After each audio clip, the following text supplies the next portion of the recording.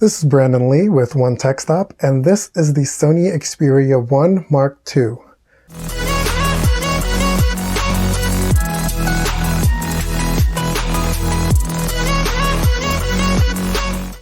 "2020 has been a bit of an interesting year for everyone, but particularly for Sony, and I say that because the Xperia 1 Mark II for me is sort of like the beginning of a comeback for the company. I mean, honestly, before this phone, Sony smartphones were not really on my radar, and I feel like that's true for a lot of people. Sony could never really figure out where it fit in the grand scheme of things, but I feel like with the Xperia 1 Mark II, Sony has really honed in on its target audience, and that's content creators, people who are a little more serious about mobile photography and videography. And that shows first and foremost in how the phone is designed.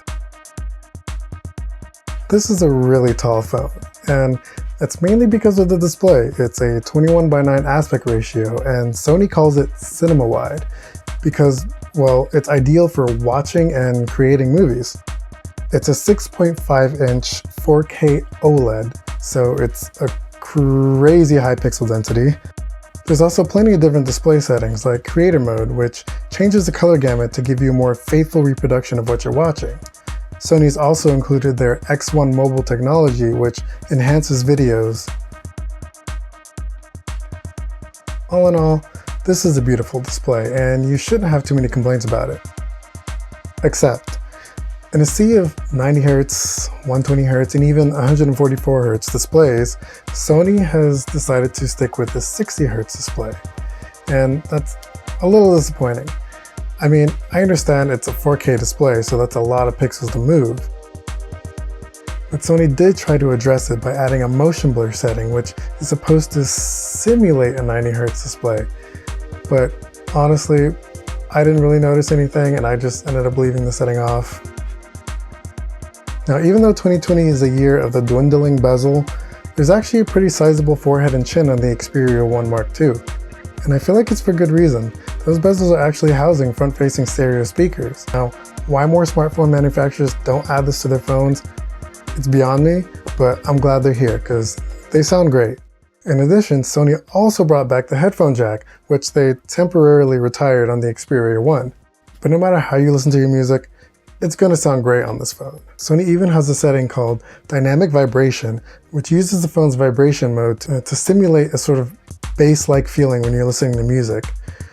It works well, but honestly, I just left the setting off because it felt really awkward. I don't know, I couldn't get into it. On the back of this phone, there are three 12-megapixel cameras. Now, you might be thinking, 12? Sounds kind of small, especially when we have phones with 48, 64, and 108 megapixels. Well, yeah, but more pixels don't always mean better results, and I think Sony proves this with the Xperia 1 Mark II. With a large main sensor, a time-of-flight sensor, some software tweaks, as well as something called dual photo diode, Sony actually manages to impress with this camera. Photos are well balanced and saturated, not too over the top. And the same can be said about the HDR, where it's definitely there, but it's not too much. Now, there is some distortion on the edges of photos, particularly with the ultra-wide camera, but besides that, the telephoto and the ultra-wide really hold their own, and they seem to complement the main camera really well. Let me just say, I really enjoy taking pictures with this phone. Video is also good too. It has 4K HDR and it stabilizes really well, even with the 4K. And I was actually impressed with the selfie camera. It's only 8 megapixels, but it actually exposed really well. I tend to have an issue where selfie cameras can't really expose me very well, especially if I'm taking photos outside. So it's, my skin against the sky. So they tend to be very blown out. But on the Xperia 1 Mark II, it was actually very well balanced, and I was really pleased with the selfies on this phone.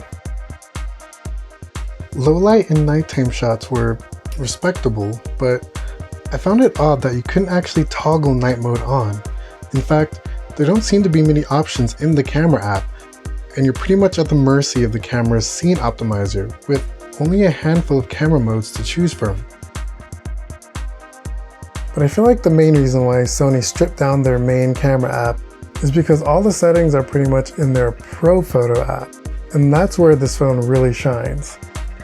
For those who are really into photography, particularly those who are familiar with Sony's Alpha camera lineup, you'll feel really right at home here because they pretty much taken that system and put it in this phone. So it can pretty much control all aspects of your photo taking experience. So white balance, ISO, various burst modes, autofocus, it's all there. The Cinema Pro app works pretty much the same way. Besides the aspect ratio, which is set to 21:9, you can control the frame rate, you can control the resolution, you can even control the focus. There's a lot that's put into these apps, and that's really where this phone shines because, again, this phone is for creators. So if you want to create, Sony wants to give you all the tools to do that. And you're not going to find those in the main camera app, you're going to find those in their Pro app. This is a clip from a video I shot while I was on a hike. It was shot in 4K 60, and I used the Valencia look, which gave me more to work with in post-processing when it came to color grading and color correction.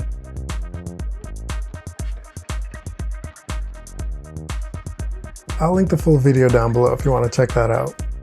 Now, aside from the cameras, we can't forget that this is a phone too, so let's talk about the phone things. The Xperia 1 Mark II is powered by the Qualcomm Snapdragon 865 chipset, and it runs a pretty vanilla version of Android, so it runs really smoothly and really fast. Speaking of multitasking, there's a feature called Side Sense where you sort of hit the edge of the phone in order to access shortcuts like frequently used apps or the split screen or one-handed mode. And believe me, that one-handed mode came in handy. Gaming is also handled pretty well. In fact, I noticed no slowdowns or hiccups. There's even a dedicated gaming menu where users can adjust performance of the phone and even access a setting called heat suppression that allows you to plug in your phone and use that as your main power source, bypassing the battery and keeping it from overheating. As far as charging goes, it supports 18-watt fast charging, which isn't the fastest by today's standards, but the battery gets you through enough of the day that it shouldn't be a problem. Oh, and there's wireless charging as well. And to round off the specs, the phone has Gorilla Glass 6 on the front and back, there's IP68 water and dust resistance, and there's even a side-mounted fingerprint sensor, which is really fast and really accurate, and I love it. I'm so glad Sony stuck with these. So where does that leave me with the Sony Xperia 1 Mark II? Well, let me just say that this is a great phone. Like, I love this phone. It has an amazing camera, amazing display, amazing audio. What's not so amazing? The price. Sony's asking for $1,200 for this phone. And while I normally wouldn't have a problem with that, what I do have a problem with is the fact that even though this phone has a 5G capable chipset, it doesn't support 5G, at least in the US. Which makes this phone really hard for me to recommend because there's no future-proofing with this phone, but you're also not able to take full advantage of its capabilities. And it's really quite unfortunate because there's just so much to like about this phone, and I feel like Sony really shot itself in the foot here. But hey, at least they included a notification light. Hope you enjoyed this video. If you did, like and subscribe, and let us know in the comments, what do you think about the Xperia 1 Mark II? Whether you're thinking about buying it or if you already bought it. Let us know, we'd like to hear from you. And until next time, thank you for watching.